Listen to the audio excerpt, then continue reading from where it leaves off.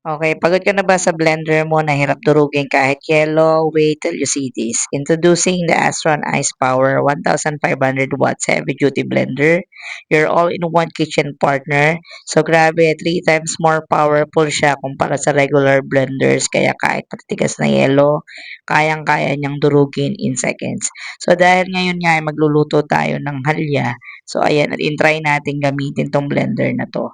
Hindi lang siya blender ha, ito ay ice crusher at food processor na rin.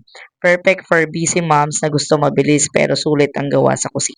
May 2 liters capacity nga pala to na pambuong pamilya na ang kasya kapag gumawa ka ng mga gusto mong durugin dyan na smoothie at mga frap. Heavy duty metal connecting ring na rin at bearing gear kaya pang matagalan talaga. Shatterproof container with mixing rod, safe at convenient gamitin.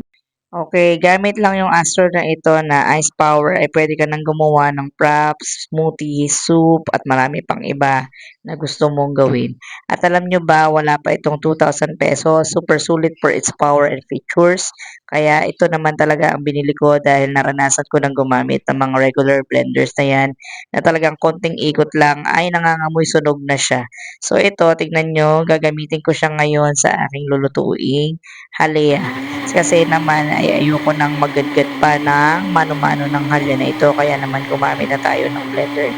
Ayan, kitang-kita nyo na ang sinalang ko dyan ay yung talagang ube na atin namang nilaga. So, syempre, malambot na siya at nilagyan natin ito ng evaporated milk kaya naman meron na siyang panglusaw dyan.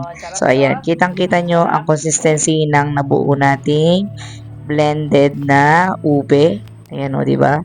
Para na siyang smoothie. So, ayan. Mapapadali na yung pagluluto natin ng halyan yan dahil yan ay in-blender na natin. So, hindi na natin kailangan pumunta ng palengke para lang iyan ay ipagadgad natin doon. So, ayan. Blender lang ang katapat niyan. Dahil sa Astro na ito, napadali ang trabaho. Kaya, check mo na dyan sa link bago maubos.